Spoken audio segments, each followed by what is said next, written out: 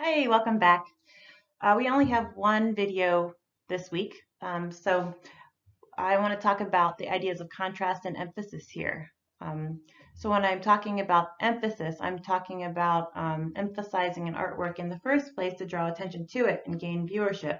And I'm also talking about emphasizing a specific part of the picture plane, a specific subject within the composition to cue our viewers into what is most important and help them understand the message that we're trying to get across in the artwork.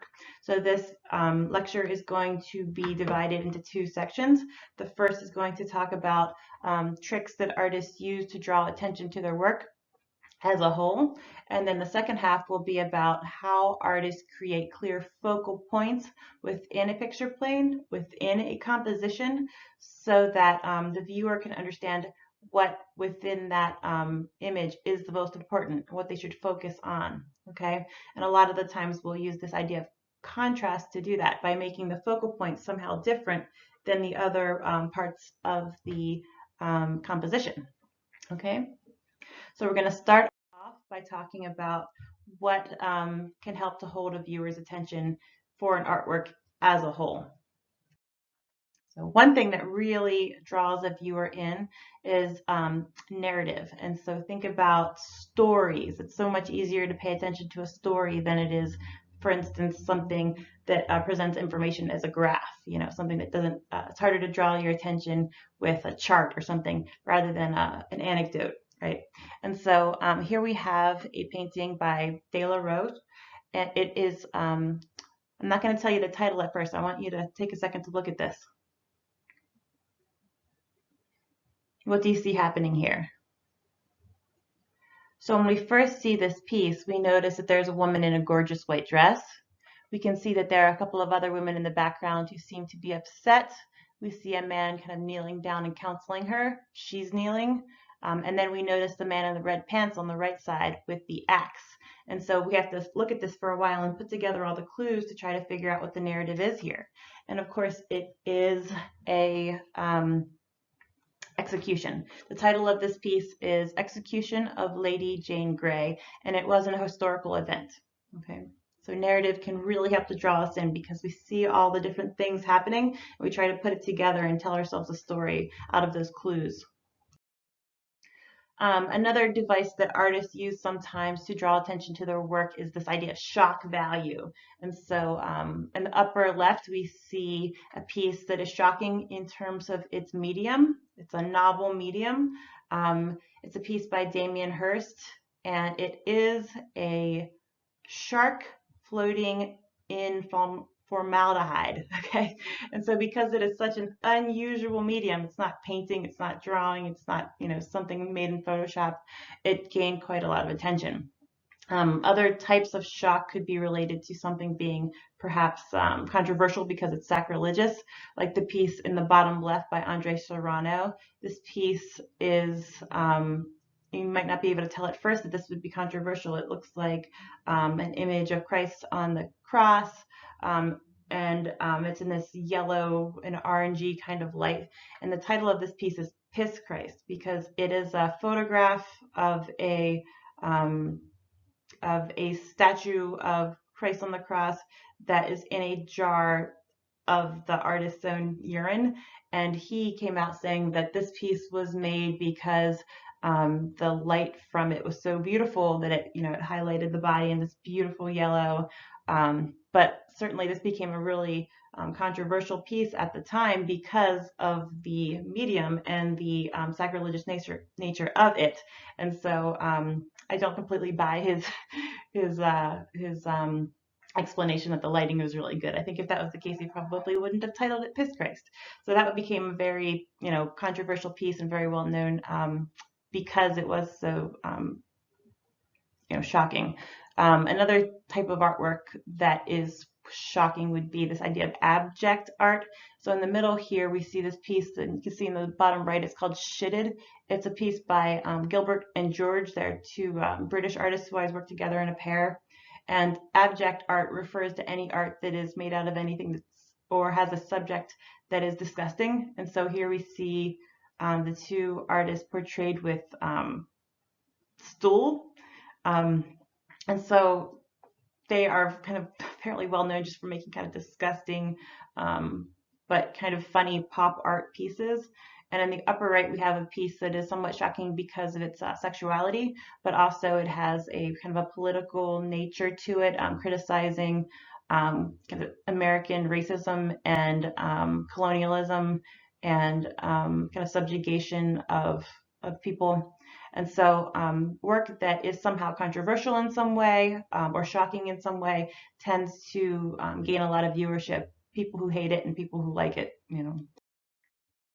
Another way to draw a lot of attention to an artwork is to use just absolute beauty, lots of detail, like incredible skill. Anything that looks like it would have been incredibly hard to make is something that people tend to gravitate towards. And anything that is really quite huge is something that people quite gravitate towards. And so this is an excellent example of something that has incredible detail, is incredibly beautifully painted and arranged, and the model is very attractive, and the scale is massive. It's a huge, huge piece. I saw this piece at the Brooklyn Museum, and it was as large as the entire wall that was built for it to hang on. It is larger than life. The pattern in the background of the flowers is very, very detailed.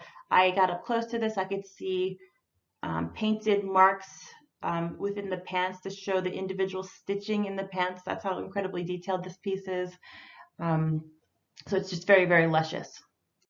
And that's by Kehinde Wiley.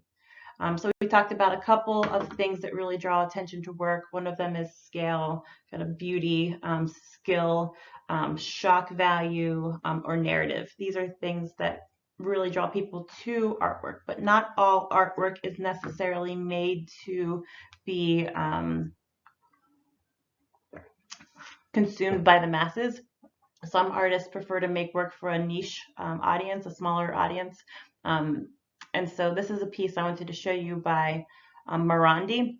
He was an Italian who painted during World War II, and he was a bit of a hoarder. He stayed inside. He was afraid to go out. It took a long time for him to get discovered because of this.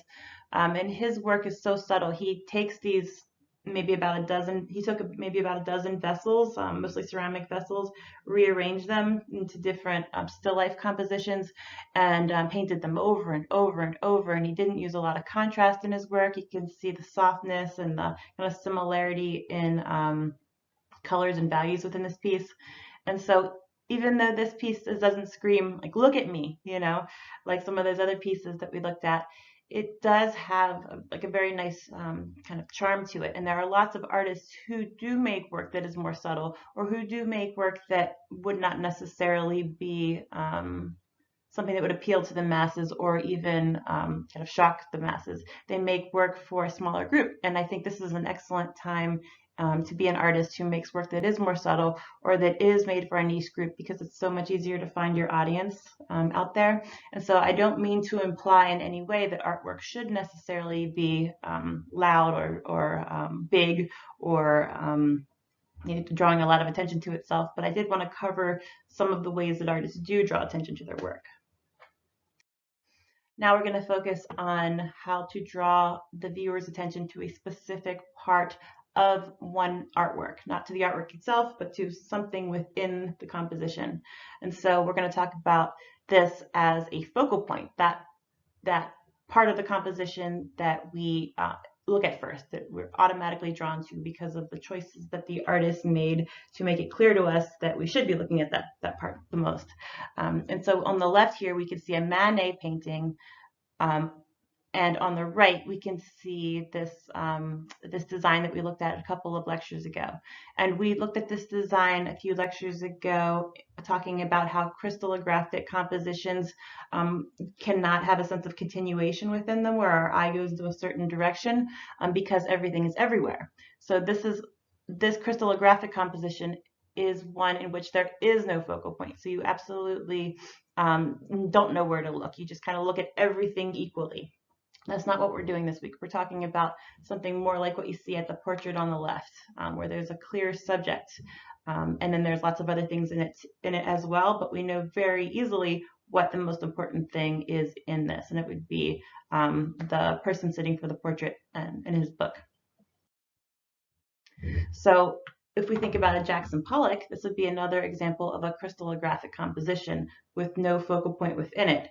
But something like that could become a focal point within the greater setting in which it is placed. So we could say that it is a focal point in this room, but it has no focal point itself. So this would not be applicable to what we're talking about this week. Okay. So what can help to draw a viewer's attention to a specific part of the picture plane? In other words, how do we, as the artists, make it clear what is the focal point in our work? So one thing, if we have a piece that is narrative, we can strive to make it clear what is the subject within the story that we're laying out.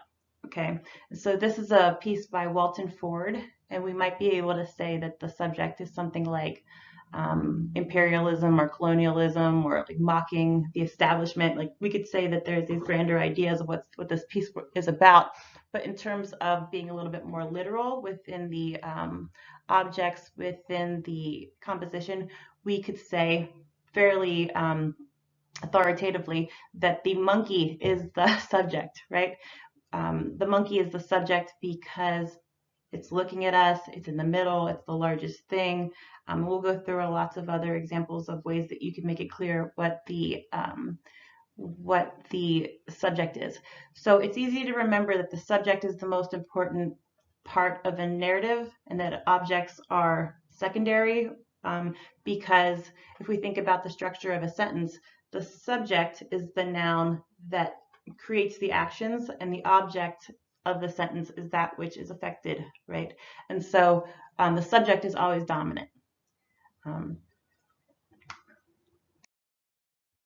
So one way to make it clear what is the focal point or what is the subject in a narrative piece would be to think about how to place it. We talked about last week when we were talking about how to create asymmetrical balance. We said, why would anyone ever not want something to be asymmetrical? When would we actually want something to be symmetrical? Sometimes that would be because you want to make it very, very clear what is the focal point. So like in this advertisement for ketchup, we see, well, there's not a whole lot happening in the composition besides the tomato slice ketchup bottle, but it's also centered. So we could think about the Last Supper by Leonardo da Vinci as well. There's lots of things happening in that piece, but Jesus is right in the center. It makes it really clear that he's the focal point. So probably the easiest way to create a focal point is just to stick something smack dab right in the center. And that's not always interesting compositionally, but it is effective. Another way to make it clear what is the focal point is to just make it very different somehow, highlight it, make it stand out, use contrast.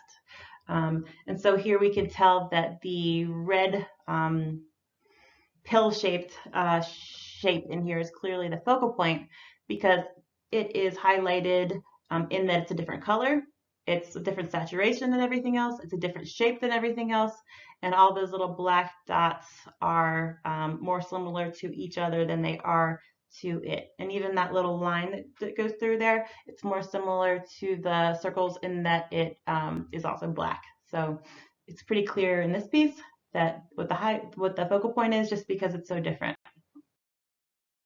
We can also isolate the focal point to make it clear that it is that.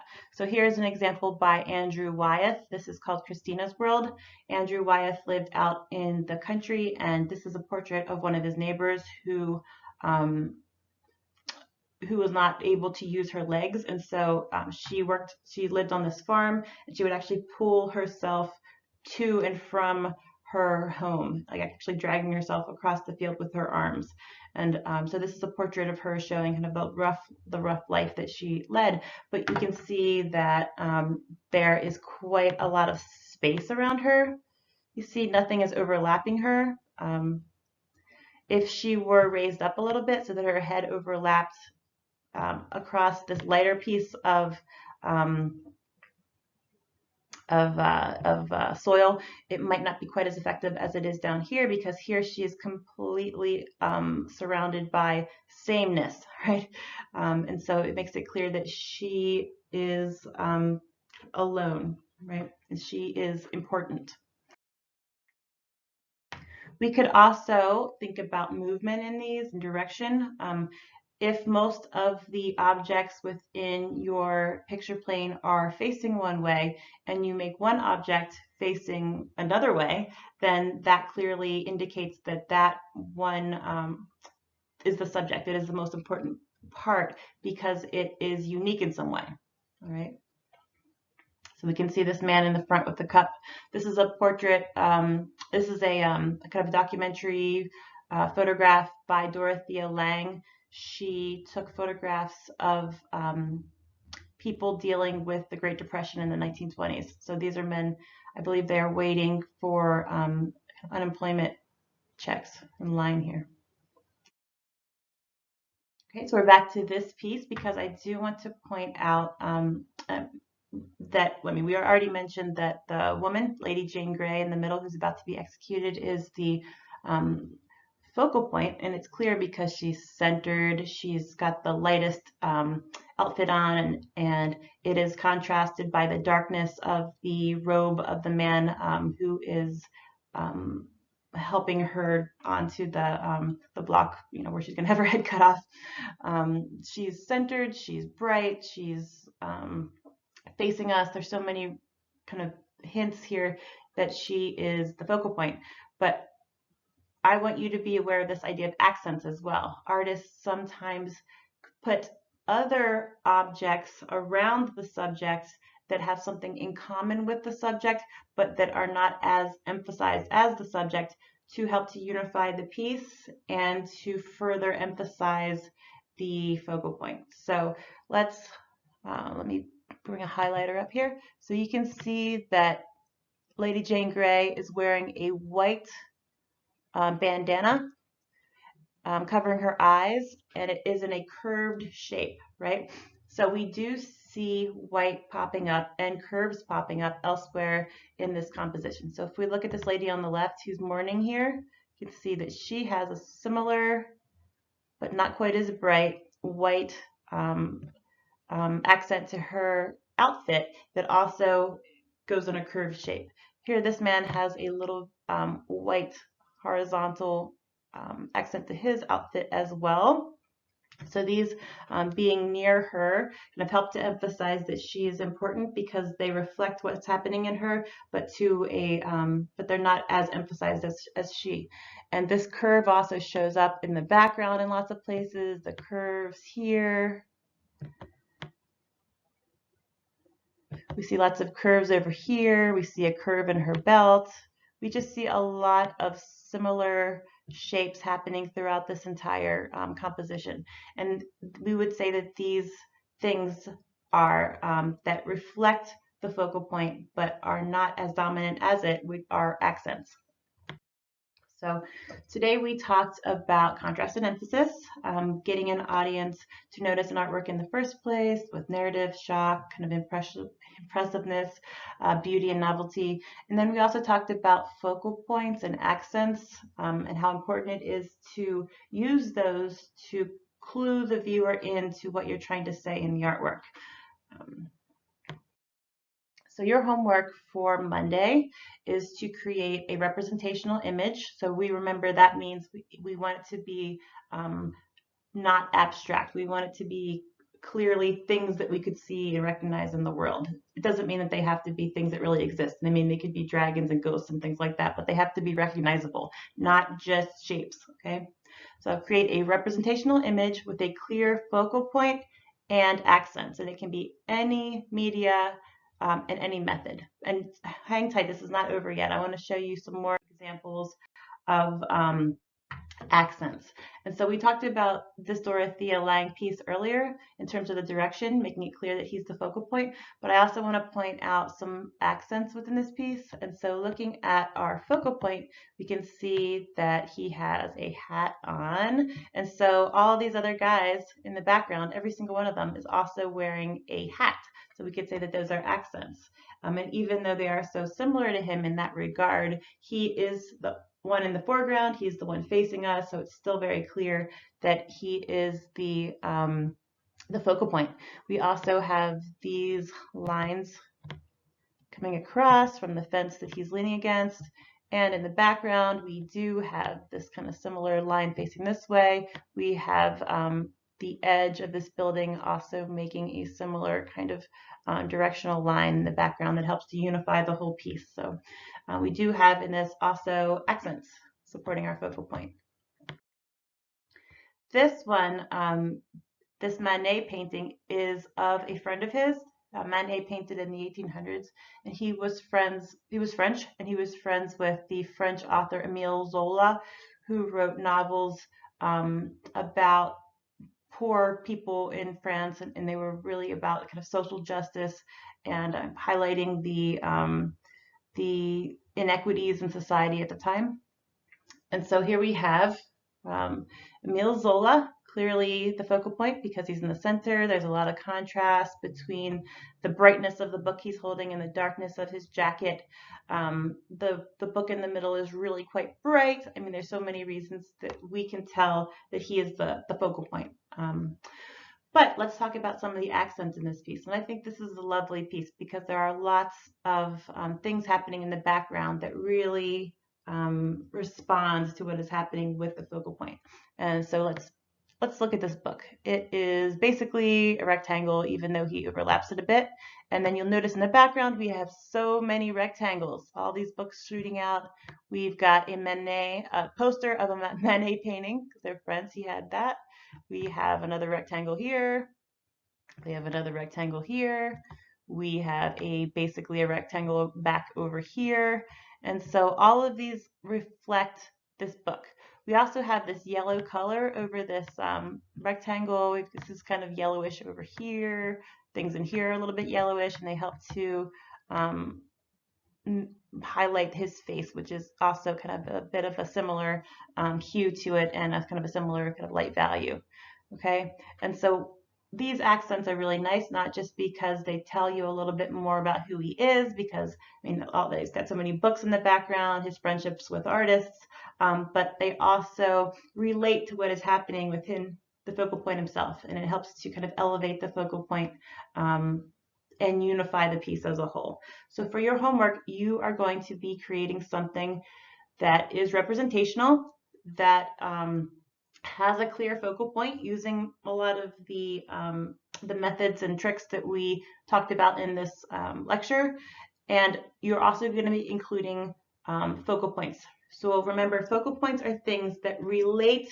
I'm sorry, you're also going to be creating accents. Accents are things that relate to the focal point, that sort of respond or have something in common with the focal point, but are clearly less dominant because maybe they're not quite as brightly lit, maybe they're not quite as big. Somehow you can tell that they're not as important, but they do help to support the focal point by reflecting something within it and unifying the piece as a whole. Okay, if you have any questions, please post those to the updates page. On Wednesday, I would like you to give this a try, to sketch out some ideas for possible homework projects, thumbnails, and please do add some color to your thumbnails because color is so important in this project. And your classmates will respond, and I will respond with some feedback on your trials before you do your final project. All right, thank you so much.